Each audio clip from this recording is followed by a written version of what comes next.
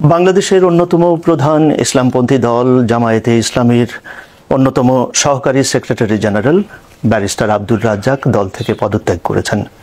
তিনি বলছেন যে 1971 সালে দলটির যে ভূমিকা ছিল বাংলাদেশের মুক্তিযুদ্ধের সময় সেটির জন্য ক্ষমা প্রার্থনা এবং দলটির ভেতরে নানা রকম সংস্কারের জন্য তিনি বহুদিন ধরে দলের ভেতরে দাবি তুলে আসছেন, কিন্তু সেই দাবিগুলো উপেক্ষিত হওয়াতেই শেষ পর্যন্ত তিনি পদত্যাগের সিদ্ধান্ত নিয়েছেন।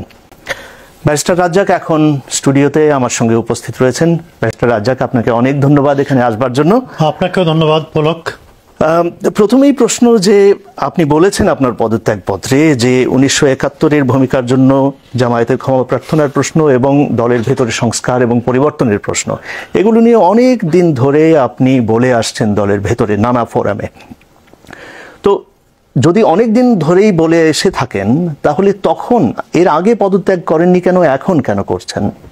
না, আমার ইচ্ছে ছিল, আমি ভেবেছিলাম যে জামায়াত ইসলামীকে আমি কনভিন্স করতে পারবো, বোঝাতে পারবো যে 71-এর জন্য তাদের ক্ষমা চাওয়া উচিত এবং আভ্যন্তরীণ সংস্কার করা উচিত। এবং আমি বিশ্বাস করি এই দুটো জিনিস যদি আমি অ্যাচিভ করতে পারতাম সেটা একটা ঐতিহাসিক অর্জন হতো জামায়াতের জন্য এবং সম্ভবত বাংলাদেশের জন্য। সুতরাং আমি প্রচেষ্টা চালিয়ে গিয়েছি। যখন আমি ফাইনালি শেষ পর্যন্ত দেখতে পেলাম যে আমি I have come to the end of the road, তখনই আমি পদত্যাগ করলাম। জামায়াতের এই 71-এর ভূমিকার জন্য ক্ষমা চাওয়াটা এত গুরুত্বপূর্ণ, এটা কি জামাতকে বিকশিত হতে দিচ্ছে না বা সামনে এগোতে দিচ্ছে না দলকে?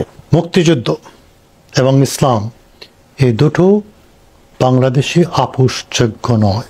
আমি চেষ্টা করেছিলাম ভিতরে থেকে শীর্ষ নেতৃবৃন্দের একজন হয়ে জামাতকে কনভিন্স করার জন্য যে 1971 সালের ব্যাপারে ক্ষমা চাওয়ার জন্য। জামাতের নিবন্ধন নেই, জামাতের নির্বাচনী প্রতীক নেই, জামাত প্রকাশ্যে মিছিল করতে পারে না।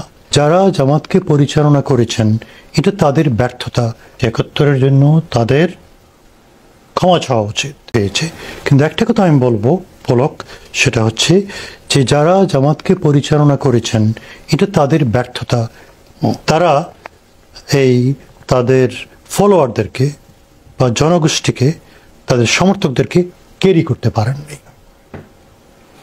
তো জামায়াতে ইসলামী দলটি বর্তমানে যেভাবে আছে সেটা বিলুপ্ত করে দেওয়ার কথাও আপনি বলেছেন, সেটারই বা কারণ কি? সেটা একটা যৌক্তিক কারণ আছে।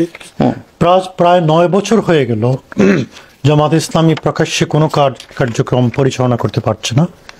দেশের 65টা ডিস্ট্রিক্টের মধ্যে যতগুলো ব্রাঞ্চেস আছে 2-1টা ছাড়া বাকি সবগুলোই সরকার বন্ধ করে দিয়েছে।